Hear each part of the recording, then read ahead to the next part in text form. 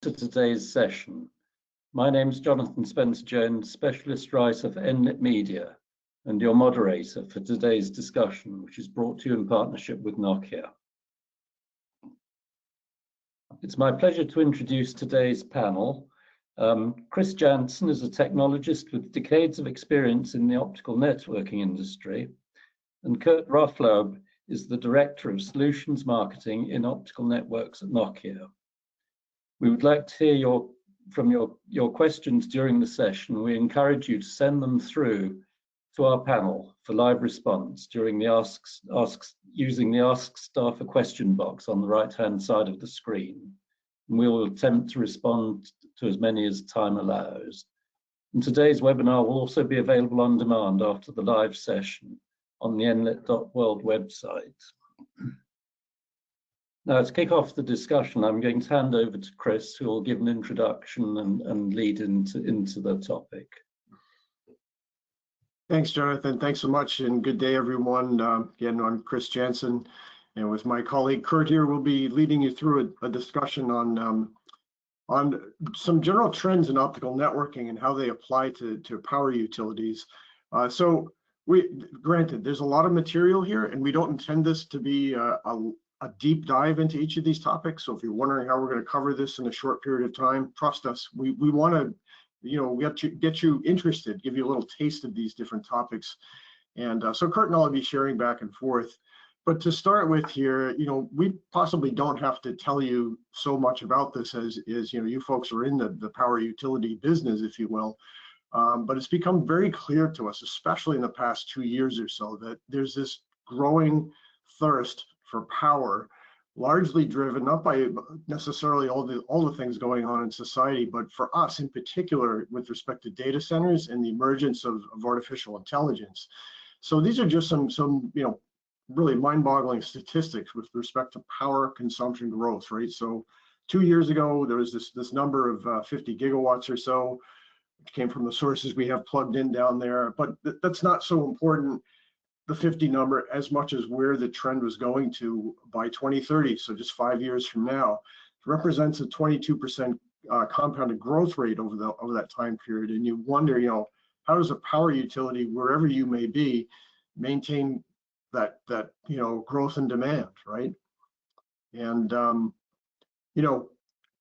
Kurt and I both, we've been working in this business for a long time, from the perspective of offering our customers ways to build networks that are complementary to these power grids, and have helped you guys do things like take on smart metering initiatives and smart grids and all these things. But this is something fundamentally different, right? So let's switch gears a little bit. That's just the growth of the power grid. Now look back to what Nokia do, what we do, and I like to always think to say an interesting way to look at the future is to look at the past, right? History gives us a preview. So if we go back 25 almost years or so in this example, the amount of space and equipment it took to transmit data over an optical fiber has gone from, roughly speaking, these things that are giant racks of equipment, and Kurt's going to spend time giving you more color on this, right, down to something now that's the size of a pen. So amazing advances here, right? Amazing advances in the technology that allows us to put information on fiber, which in turn allows you to do novel things with the power grid, right? Yes, especially as you're blurring basically OT and IT, right? It's a really interesting complement here when we look at these solutions that are, before, years ago, you may have bought a solution specifically for metro and another one specifically for long haul. All these capabilities are basically getting blended up, and a term we call multi-haul, and just allowing a single solution now, like I said, the size of the pan, that basically covers really anything that you want as far as moving bits, long distances, short distances, 10 gig, 800 gig. So it really is very interesting what's occurred just the last several years. and it opens up in many ways new opportunities, for the power utilities. It's not so much news anymore, but some power utilities for quite some time now have also been providing broadband service to customers, right? And there was this notion sometimes called of U-telco businesses, which are, this is an example of a company that was for a long time, utilities for a long time were used to providing power to residential or business or industry, and now they've sought out ways to actually find new revenue sources, do more with the network they have, right? So what we're trying to say is now here in 2025 and moving forward, right, we can build resilient, very reliable, very automated end-to-end networks. So we want to show you a few things that make that possible, such that it doesn't require as much engineering, as much staff, if you will, as much operational complexity to put a network in place that can support all these things. So now we're in, as we're saying, we have to think about things through the lens of 2025 and forward, and these two things about increased energy consumption and demand or aspects around artificial intelligence, more specifically data centers. What does that really mean for networks? So there's one more, that's kind of on the good side. There's always kind of another factor, another thing that we need to be mindful of, wary of almost, which is just that we also need to be vigilant of threats, of security threats. And so something we'll talk about in a little bit in a few minutes is this notion of new threats coming from the emergence of quantum computing. And so we want you to just get a little bit of a sense of what that means and how you can protect against that. So, the threats that you might have faced once with respect to, just simply, or not so simply, locking down the equipment and physical facilities. Now we also need to be mindful of making sure that our networks are secure. So I guess let's get on with it. Kurt, you're gonna take this first one, I think, right? Yeah, absolutely, Chris. Yeah, so that kind of gives you a little precursor of what Chris and I will talk about. Basically spend maybe 6-7 minutes a section here and just kind of bounce back and forth between the handful of things that we just discussed with you guys and we framed in the agenda slide. So yeah, scale and miniaturization. This first slide I'm just putting up here is kind of the obligatory, these are pluggable digital coherent optics. So if someone out there, a service provider, a utility running a mission critical network has, basically a mission critical WAN, and they have that running over their optical transport network. And for the conversations I had with our utility customers, many of them are working on kind of what was in the middle of that one slide, decade-old equipment, but it's still doing its job. It's still pushing the ones and zeros it needs to push. Resiliently moving traffic, whether it's in the OT network or the IT network. But as Chris framed, this kind of brave new world of IT and the fact that we're seeing deurbanization, decentralization of data centers, more people needing data centers closer to their customers. Those things fundamentally will change how sometimes these networks are created. So pluggable optics, especially in the data center world, are really top of mind because of all that power draw in a data center. Any little bit of space or power that's used for infrastructure needs a little bit of space and power that can't be used for revenue generating capabilities like AI training or AI inference. So this slide just shows that there's 100 gig versions, 400 gig, and then I'm going to spend most of my time here over the next 4 or so minutes talking about 800 gig, which is the next generation of pluggables that have the industry very, very excited. So this is a kind of a breakout of Nokia's 800 gig coherent pluggable. This solution is designed and built here in North America. Whether it's the DSP itself, and what's really happened here, what's great about this 800 gig version is, as we've, these digital signal processors have become more capable of, we've moved from 16 nanometer to 7 nanometer, 5, 3, and now these numbers are getting so small. We're starting to talk about things like 1.4, 1.6, but the ability to put more science into these DSPs has really allowed them to be true multi-haul solutions. The capability of kind of onboard sled-based, chassis-based 800 gig solutions that probably came out 2-3 years ago. The reach of 800 gig was maybe 750 kilometers, which is amazing. That's going across multiple states without requiring expensive regeneration. But just 2 years later, because of these DSPs and being able to get more science into them and get them smaller and more compact, along with that, the photonic integrated circuit, which is underneath that, and then within that gold box, which is the transport received optical subassembly, you put that in there. Now, 2 years later, you're basically affording a service provider a utility to move 800 gigs, not 750 kilometers, but 1700 kilometers. So it's mind-boggling that you're condensing the size, yet the capability and performance is doubling.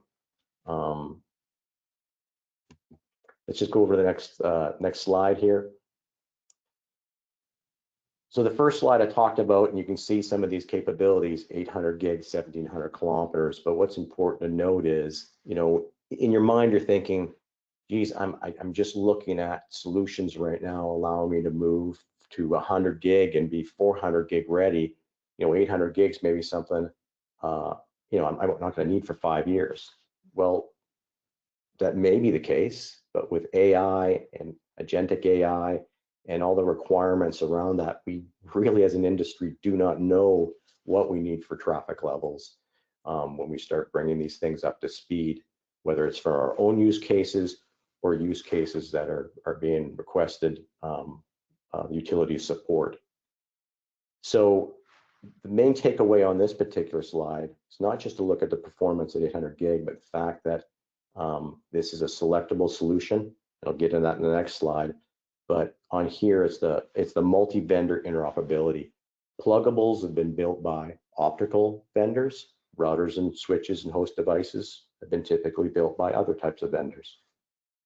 And the interoperability and has in the 100 and 400 gig space hasn't really been where we really want to be as an industry. But the hyperscalers really took the optical vendors and the IP vendors and kind of grabbed them by the scruff of the neck and said, this next version is so important to us. We've got to make sure that if someone needs 29 watts in their pluggable, that we make sure all these host devices have the ability to put 29 watts of power envelope in the interface where that pluggable will slide in. As far as management, all those things getting lined up, and the OIF, basically this consortium, optical interop forum, has really done a good job, especially this year, taking leading routers and switches, leading pluggable vendors, and just showing that we're basically bookending vendor A and vendor B and pluggables, vendor A and vendor B on the router, and getting this stuff to work very, very seamless. And just kind of one of the last slides here before I hand it back over to Chris is just really driving home this flexibility. These 800 gig pluggables don't mean that you have to operate at 800 gig. You can put these into a 400 gig router that you might be bringing online, and using that at 400 gig just really allows, see that thumbs up there in the top right corner, a smooth upgrade to 800 gig routers when you're ready to go there, because then you're not doing a flash cut. You can have 400 gig on one side, 800 on the other. really a key solution that we really didn't see in earlier versions of pluggables. And this last kind of concept here, a lot of people will look at these pluggables and go, wait a second, they're just pluggables. What about the other things I may need as far as management? I don't see, where's my OTDR? Where's my optical supervisory channel? What happens if I want to put a couple of wavelengths, drop a couple of wavelengths in, colorless? How about if I want a booster amp because I want to basically push from 80 kilometers beyond 100 kilometers without having any sort of amplification on my fiber? Well, that can happen with a concept we call thin transponder. So embedded transponders have all these great things like maximizing fiber capacity and client-side aggregation. And on IP over DWDM, which is basically just the phrase we use for putting pluggables directly into a router, optical transport pluggables directly in the router and bypassing any sort of chassis-based system, it's got its pros and cons, as you can see here.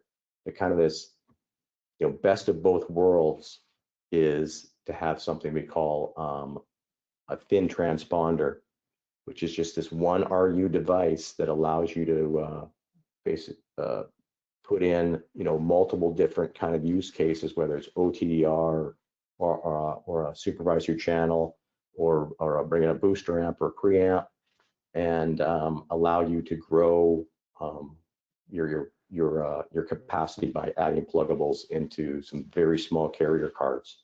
So you kind of get all the manageability back and the ability to do client-side aggregation, but you get all the goodies of IP over DWDM as far as reduced space and power and this improved reach and performance. So I'm just going to hand it back to you, Chris. I mean, any comments on what I just talked about there?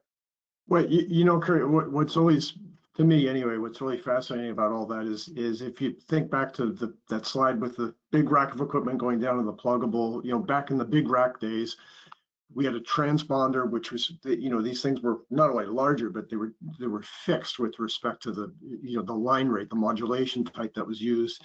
And now you've got all this adjustability. So I like the animation there where you fast forward to 800 gig and 800 gigs that are pluggable. Where now you can turn this thing down, make it match whatever it is you're trying to do. So that general notion, whether or not you're going to operate something at 800 gigahertz right now, is you can set that aside and just recognize that you have this great deal of flexibility with a particular piece of hardware, with a particular system.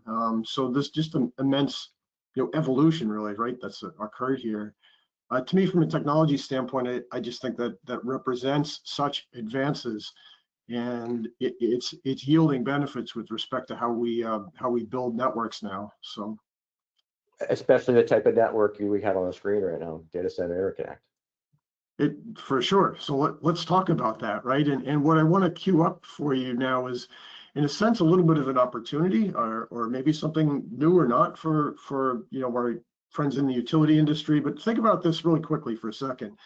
If you have data centers, and by that I mean these could be corporate data centers that are perhaps within the utilities enterprise, or just customers of the utility. And I want you to think about that second thing for a moment. Imagine that you have big data centers, which maybe are part of a large company. I don't want to name any in particular, perhaps a so-called web scaler or hyperscaler.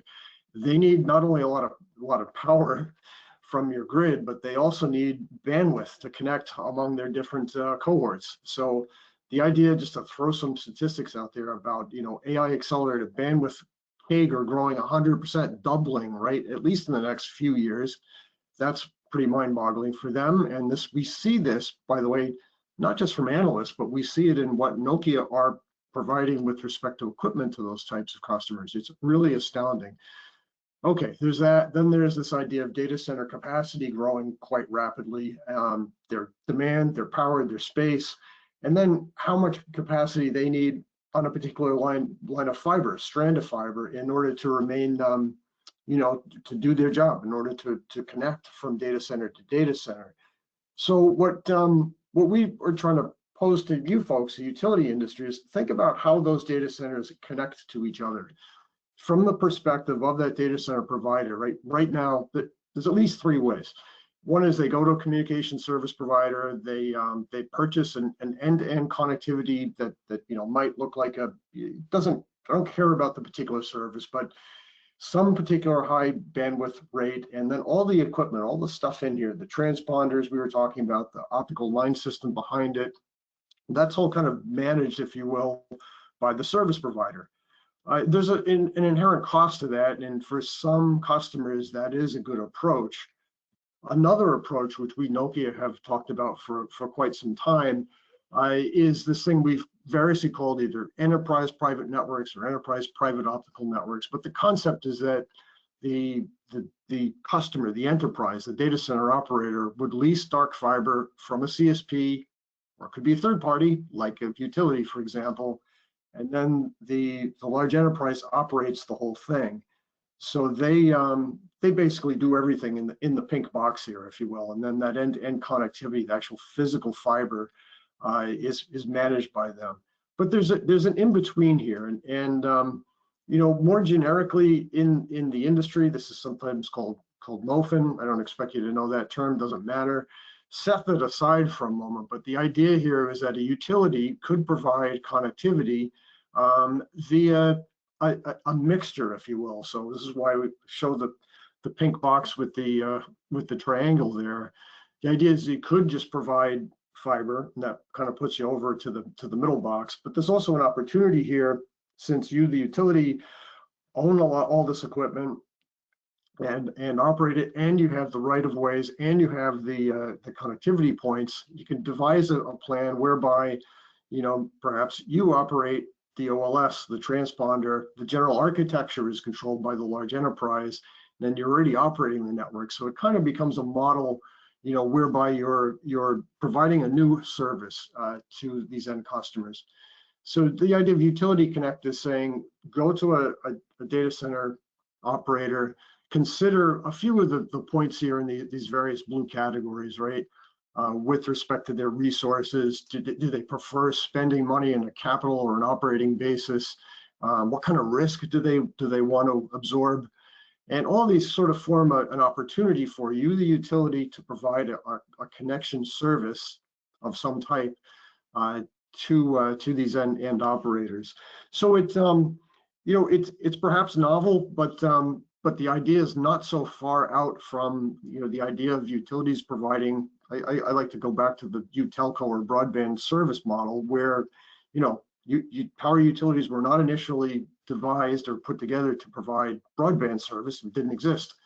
Initially, it was actually powering things, and some, not all, utilities have grown into providing additional sources because it's additional revenue that you can grab without a whole lot of change to your operational model.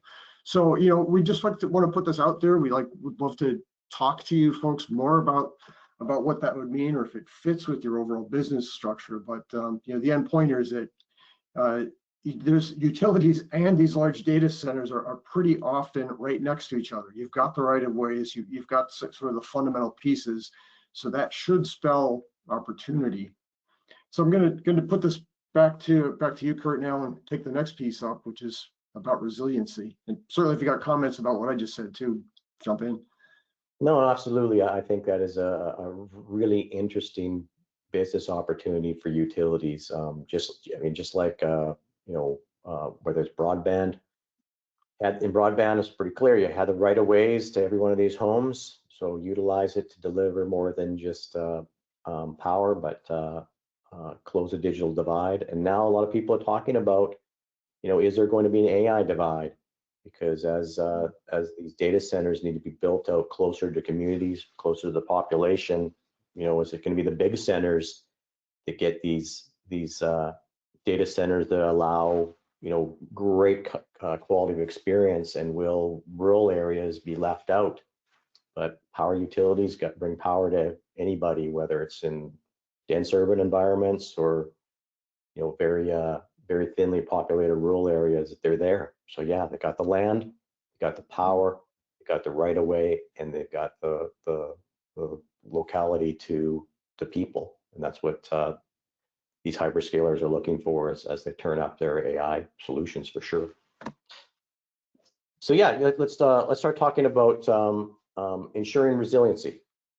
Always something that's really important, and I guess it always tees up another good reason for a utility to kind of look at connectivity to these data centers. You know, massive amounts of information going to millions of people, and you know, having the resiliency of the connection to that entity is so valuable to anybody who would have a data center.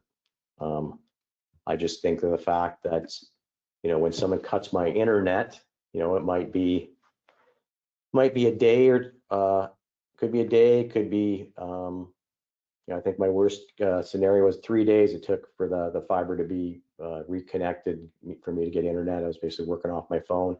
Yet I live here in Alabama, and lots of tornadoes. You know, a few years ago, tore up the street just up the road where I thought I'd be out of power for days, and power is up and running in about 90 minutes. So that resiliency is that utilities can deliver is really amazing. So what I'm kind of showing here, guys, is we have the ability basically to collect information, raw Stokes vector data. Basically, by measuring the polarization of the fiber, we can tell when it vibrates, when it moves. And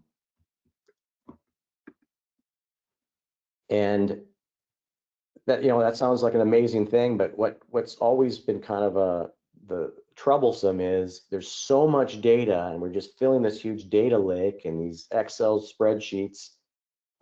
There's no one there to kind of look at it and kind of make sense of it, make it actionable.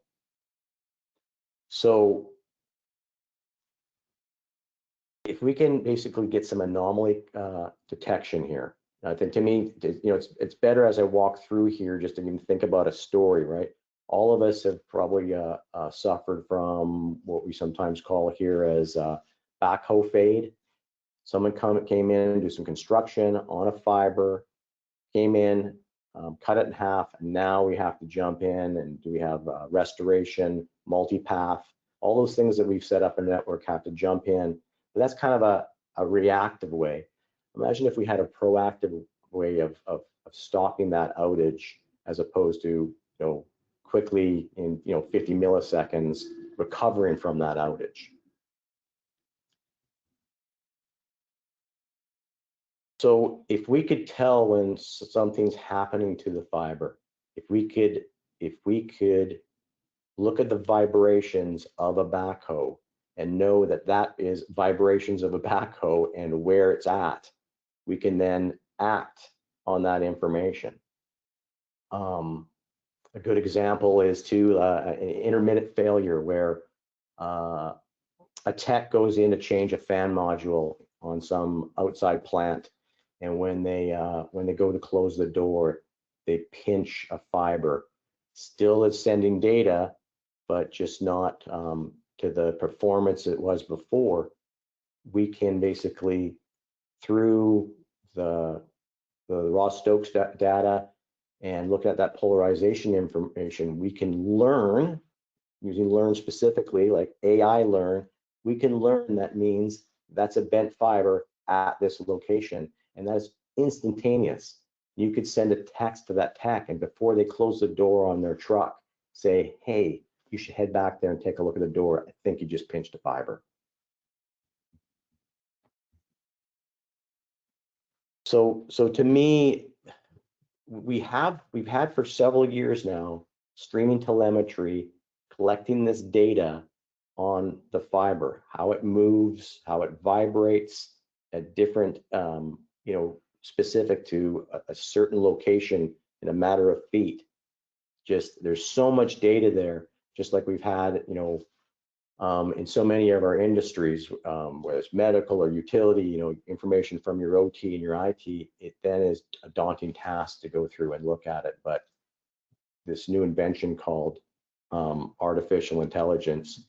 So, you know, as the old saying goes here, if a tree falls in the forest, you collect a bunch of data in your data lake, but no one's there to read it or act upon it. Is it really there? But you can basically kind of use AI. That kind of closes that section.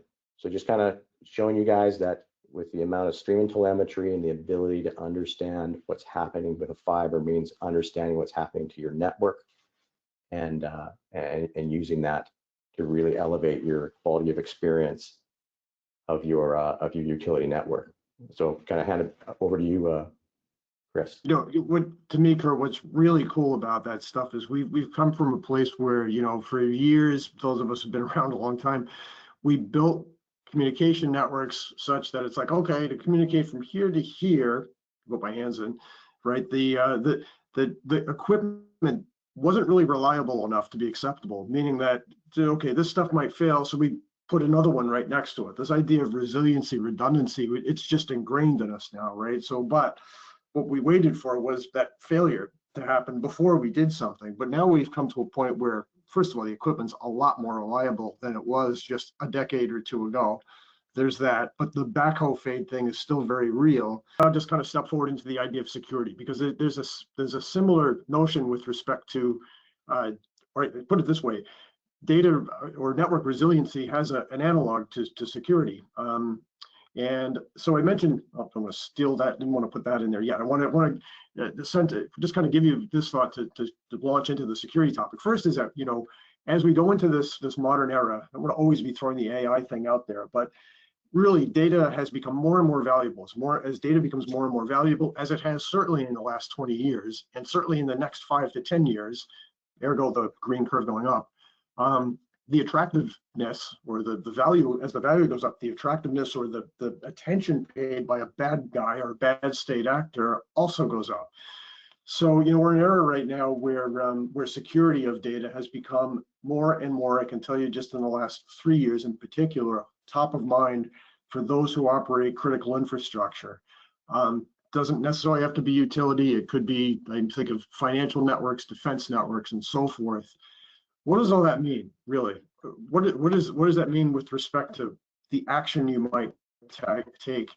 And a few months or so ago, a few Nokia people and I were sitting around and it came down to this conclusion. It all comes about one thing, and that's risk. So the idea of risk is, you know, minimize your risk to an acceptable level. There go my story about you know, resiliency and how we build redundant networks or whatnot. But with respect to someone breaking into a network through something like a quantum computer, you know, it comes down to, do we believe a quantum computer exists yet? When will it exist? And when will it be able to crack the existing protections we have? And how much protection do you put in place? And it's similar to, you know, this picture I have here of someone I know who's a shark researcher, and, you know, does he jump in the water? Would you jump in the water and go for a swim there? Would you swim in that entire body of water? Do you stay out of the ocean entirely because you know there's a shark there? Well, you know, the answer to my mind anyway is, yeah, I'm not going to jump in right there, but I might jump in the water someplace nearby. It's all about managing that risk.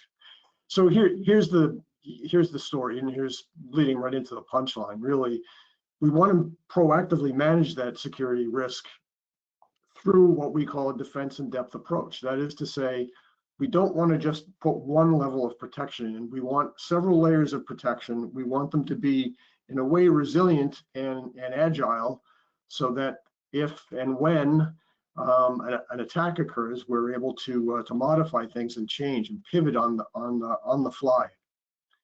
So we could spend all morning talking about this topic, and I know we don't, excuse me, really have all morning, but just to give you a bit of a taste into this notion of what we now call quantum safe networking. Quantum safe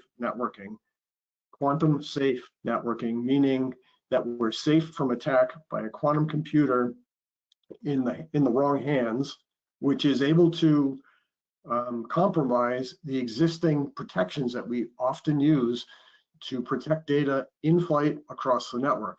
Okay, just a few quick things. Commonly now, what's done today before 2025 is protections are put in place up at the application layer, thinking about the OSI reference model for a moment. And oftentimes down in the network layers, nothing's done. Those protections up at the application layer were used or are used commonly protected through asymmetric methods. Just run with me on that if you don't know what that means. This has to do with how the keys are distributed among endpoints. Those methods are vulnerable. They're very vulnerable. There are more modern methods of protecting data in flight across the network, and we tend to think of these or label these symmetric key solutions. So the point really here is that for whatever one is doing in their network, there is no one size fits all. There is a range of solutions that involve a number of technologies that are available right now that can help you ensure that your network is protected from 2025 on. So, just a little bit more of a taste of that. If you look into this topic, if you explore a little bit on quantum protection, you'll run into a lot of three-letter acronyms, which again, this is where we could spend a lot of time, and I would be happy to in another forum. But just recognize that that it's an evolving topic, that we would encourage all our customers, not just utility operators, but any of our network operators to be doing something now. And largely that something involves putting protections in at the optical and IP layers that make use of some of these three-letter acronyms that I have in this slide. We're doing this now. We've deployed something over 100 networks that utilize these various technologies. We would call them quantum safe networks. We operate through a number of technology partners as well as Nokia, homegrown technology, and it's going to continue. It's going to propagate from, think about the network from way on the edge with respect to a access network through the core up to the application layer. So application layer 7 all the way down to layer 1. And the end thing I would leave you with on this is, don't feel that this means this is some kind of great rip and replace action. It's not really. It's often a matter of modification of, just pick on the physical layer for a second. The transponders that we were showing earlier, they typically have some kind of encryption engine employed in them. And then it's a matter of looking at how the keys are distributed to them and maybe making some relatively minor, I'm not going to say trivial, but relatively minor upgrades to ensure that there's protection deployed. And then over time, you'll be able to support different applications which themselves utilize other protections. So the idea is being able to adapt and scale and so forth. So with that said, I guess I'm going to hand it back to Jonathan at this point. And I think we can look at a couple of the polls, Chris. Yeah. See what the audience thinks. But I do like this topic of quantum networks. Something impressed upon me is that harvest now and encrypt late. And it's like, you never think about it. It's like, okay, I'm sitting around, in my mind, I initially would say, I'm sitting around waiting for a news article that says some bad actor got ahead of a quantum computer. Now they're going to come in and basically pound through all my encryption and get my data. All right, let me go do something. It's like, that could be, and most likely is very, very late, because it could take. For those that don't know, but secondly, they've been taking your data now for 4 or 5 years, and that data has value for another 4 or 5 years. So basically, if you would have known any better, you would have done it 5 years earlier. And when is that news release going to come out? Is it next year? Is it 5 years now? It's 10 years ago. That's just that's the gamble you kind of play in. Right. And if some don't know what that really means, it's even that encrypt data that's encrypted now. There are, and I won't say we think, there are bad state actors that have tapped into networks in different places and are just storing that. And the idea is that the data plus the DNA of the keys to unlock that encrypted data are there. And once that computing power via a quantum computer is in the hands of that same bad state actor, that information's unveiled. Now, Is that, if that's 10 years from now, is that data still valuable? Perhaps. Some stuff might be lost that isn't, but think about like your healthcare information. Assuming we're still living, I want that to be 10 years from now. I think that's valuable. Think about it on the scale of national defense. Still, there will be aspects of that data that could be used later. So it's a real concern. So. Well, we'll come back to the quantum question because there are several questions about it. Before we do so, let's run the poll that we've got. So this is the first question. What's the highest capacity your optical OT network can support? And just to click one there of those, and there's a minute to give your response. So it's the answers 10, 40, 100, 400G are the choices. Yeah, this poll question is definitely for my edification, Jonathan. It's like, a lot of conversations we have, when we're talking about these new technologies, 800 gig pluggables, a lot of folks just kind of go, whoa, that seems like so far in the future for me. And I'm always curious, well, how far in the future is that? Is that just your next iteration? So remember, those 800 gig pluggables operate very, very nicely at 400. And as well, there's still 100 and 400 gig pluggables as well that have been brought to market. That same space and performance that we talked about. Yeah, I would. Okay, well, there you go. So it's pretty interesting, right? There's a bump there at 100 gig, but okay. Yeah, 400 gig kind of had had some interest there, a decade or so ago, but just the cost and performance of 100 gig just made a lot of sense for people to go there. It's like, hey, I'll put a 100 gig interface, even if I only really need 40 gig. It's almost the same concept of what's happening now with service providers clamoring for that 800 gig. It doesn't mean they need 800 gig. It just means that they want that capability of miniaturization, and it's great that it operates perfectly well at 400 gig. So I think that's really similar, that 40 to 100 bump. I think we'll see the same thing with the 400 to 800 bump in the next year or two. So talking about the miniaturization then, what are the factors that drove it from 2000 to now, and where do you think it'll go from here? Oh yeah, that's a good question. I mean, what drove it was just just a lot of it was just pure innovation of basically DSPs, and then just the fact that we've always in the telecom and datacom world trying to get more bits per second in a smaller footprint. We've just seen so much of that innovation and space collapse and power collapse.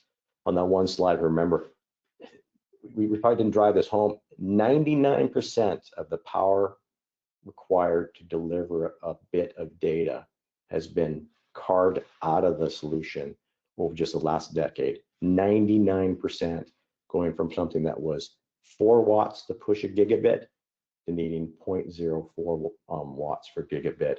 And that's so important because, as everybody knows, our lust for data is not being minimized here. It's just only going higher and higher. And Chris, any comments on that? Like, well, how small can you get? I mean, a couple of things popped to mind, Kurt, and Jonathan.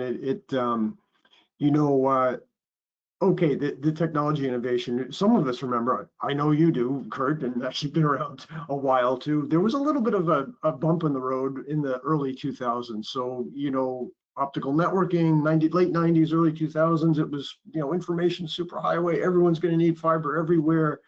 And the technology, the industry sort of got ahead of itself. So there was a bit of a correction for a few years. But you know what? The innovation didn't stop. And I'll fast forward a few years personally, where I was working around about 2006-07 with a very intelligent PhD guy on detection systems, on transmission systems. And at the time, this guy said, we'll never build coherent receivers, optical receivers, because they're just too complicated and expensive. Well, that just the idea of building a coherent detecting receiver at that point in time was just really out on the edge. So he saw it as being too expensive for commercial deployment. But a couple of years later, that idea was just gone, because guess what? We can build coherent receivers. So that entire conversation around IM intensity modulation, direct detection versus coherent detection. Point is that we're able to put more and more capacity in a smaller space on a single fiber. That's a huge advance. It's driven by a number of things. The advances in semiconductor technology, advances in digital signal processing, and forward error correction, all these various topics, and they came together really in an amazing way. I should probably let it go with that. Yeah, no, absolutely. No, I mean, if we want to know what's going to be delivered to our homes or to the top of our utility poles, we just have to look to see what's happening in the optical network in the long haul, right? What used to be the internet superhighway between Chicago and New York a couple of decades ago, that same bandwidth is being delivered to people's homes to power their Netflix. Right. And how real is the risk from a quantum computer? Okay, so in a lot of these talks, I have a probability slide I put up. We left that out here just as a matter of time, but to put it sort of succinctly, it's real. So here come the numbers. This comes from a thing called the Global Risk Institute, who put out a report. It's November now. Their 25 report is due. So the data I'm going to throw at you is about a year old almost now. But the idea is that these experts who are from the financial and insurance industry, right, they're all about risk, were surveyed, and they, about a year ago again, they came up with this number that said between a 15 and 30% likelihood that by 2030 there would be what we call a cryptographically relevant quantum computer. So think about that. Even on the low side, if it's 15% within the next 5 years, that what I said earlier, commonly used encryption, and what I was referring to there is this thing called RSA 2048. It's used all over the place. So even if it's just a 15% that's broken in 5 years, that should make you take note, because there's a lot of valuable data floating around out there using that protection mechanism. There's a lot of data that, as we were talking earlier, that's likely collected on someone's storage mechanism somewhere who would be able to decrypt that data. So we're not trying to incite panic among our customers. We're really just wanting them to, at this point, take notice, take action, make some changes to the way that you protect information on your networks, and have a plan. Have a plan towards building that defense in depth, multi-layer protection mechanism. Yeah, I like to think about it like life insurance. There's a lot of people out there, just because they don't have the funds. And hey, does not sound like a service provider or utility. We just don't have unlimited funds to do everything. But there's families out there that just don't operate with life insurance. Those that do prioritize it, even though there's a less than 1% that you may need it in the next 30, 40 years, you still have it. As soon as you hear that 15%, it's like, who in their right mind would? It's that risk thing again. What are the odds if you jump in the water and the shark is right there? The shark might not bite you, but he might. Absolutely. Jonathan, any other questions? Well, yes, just going on from that. What about the cost involved for perhaps the utility thinks they might not be able to afford a quantum safe network? So it's a great question, right? And what? Sometimes we'll run into the skepticism that says, yeah, but you guys sell networking equipment and trying to sell me a widget or something. It's true, we do build networks, we do sell equipment, but I can't really throw a percentage number at you. But what I can say is this: first of all, with respect to deploying some protections, think about the cost of a transponder and which that transponder probably has an encryption engine already in it. It's a matter of turning that encryption on and managing the keys in a quantum safe way. So there's a nominal cost there. But look at it from the other side. Imagine you're operating a power utility in even a second tier NFL city, as we would say in the US, because guess what? That sort of class of utility have had security attacks. I'm trying to not name them. But you imagine that utility goes down for a period of time. What does that cost you with respect to reputation, lost revenue, and et cetera? Think about, okay, another example. Right? Yeah. Or not. Yeah, you're flipping the answer. So can you afford not to? Can you afford not to? That's what I'm trying to say, really. And I will say this: there has been a significant shift in the last couple of years from where, in the thinking, the mindset, because it's become so top of mind, where 2 years ago, 3 years ago, in certain market segments, I've come across that notion of where they'll say, okay, that's interesting, but I can't monetize that, I can't operationalize it yet, so I'm just not going to do anything. To now in 2025, where we have some of those same types of customers coming to us and saying, talk to us about quantum safe networks. How do we build this into what we do, and how do we move this from a place where we feel comfortable jumping in the water. So and does IPO DWDM just replace traditional WDM over time? Oh, do these pluggables just become the de facto solution, kind of? That's how I read that. No, the answer is no. For very simple networks, where you're going from router to router, yeah, you're going to see pluggables be utilized more and more. But let's be very, very clear here. What you can do in that small bit of real estate is incredible, but what you can do when you put that same technology in a sled-based infrastructure with a little more room to move, that's where you get the highest levels of spectral efficiency. So that's just a fancy word, meaning if you're fiber poor and you don't want to have to go and spend hundreds of thousands of dollars putting another fiber in beside it, you can buy these embedded engines that are doing 800 gig. They're doing 1.2 terabit, 1.6 terabit. We have the ability to put well over 100 terabits data on a fiber pair. So yeah, no, we're basically chassis-based, sled-based solutions. They're not those 7-foot racks that we showed on that slide from 10 years ago. They're only a couple of rack units high, but yeah, we're gonna see a mixture of embedded engines, as we call it, and then those pluggable engines to basically play out all the different use cases we see in optical networking space.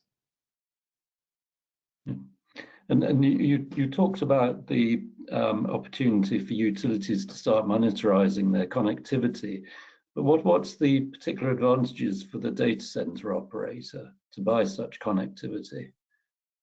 Yeah, I think we touched on this a little bit, Chris.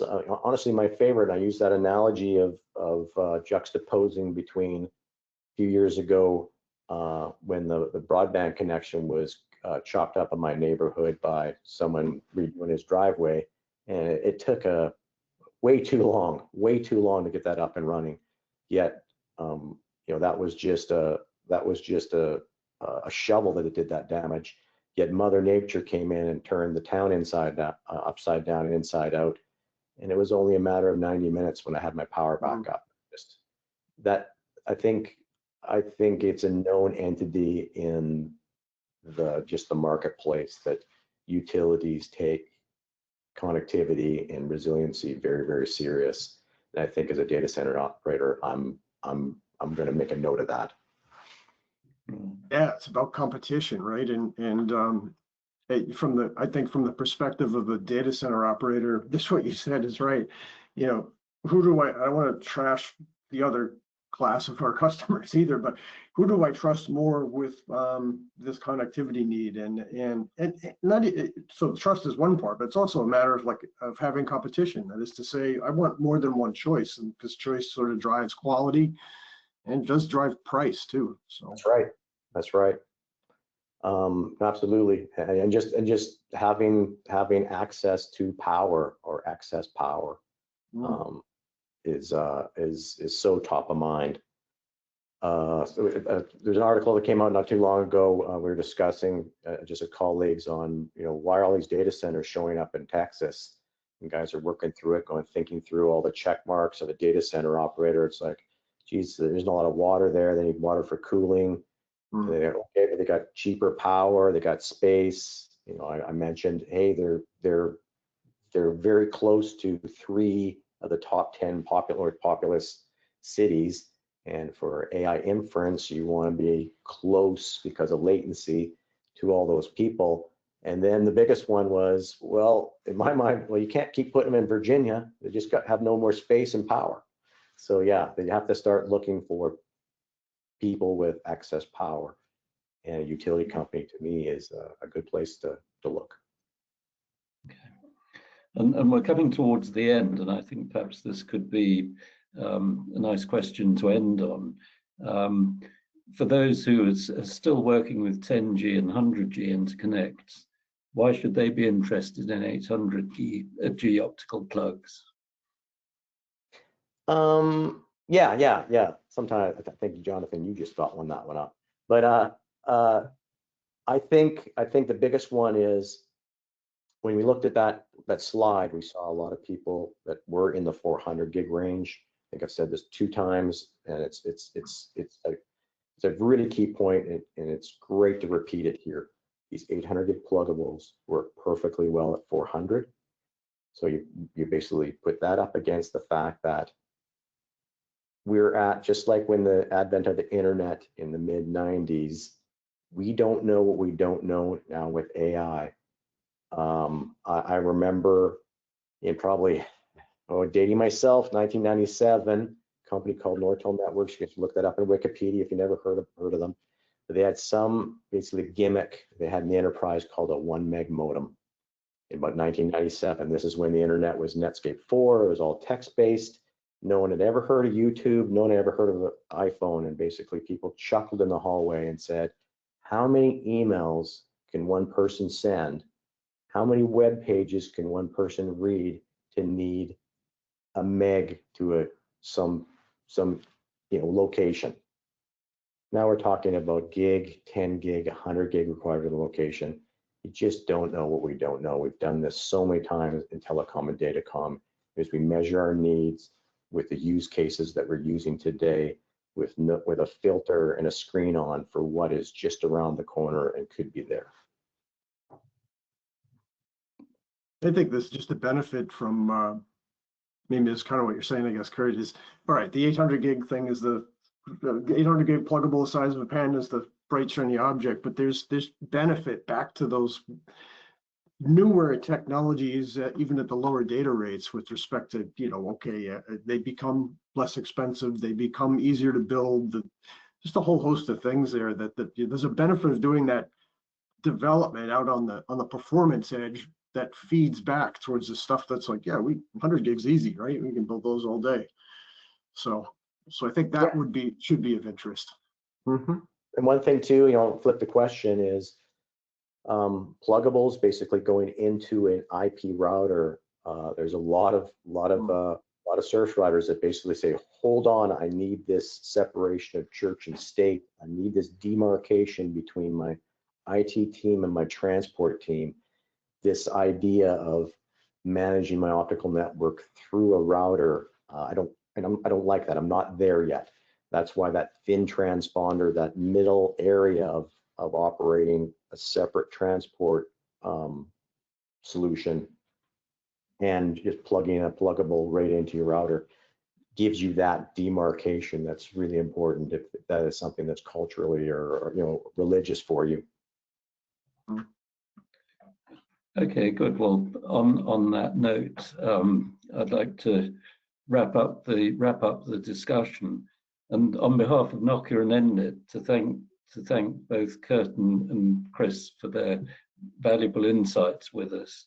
I know we often, when we talk of data centers, we always think of the energy consumption, but this has brought home the very important aspect of connectivity that's going to become of increasing interest, I think, in the years ahead.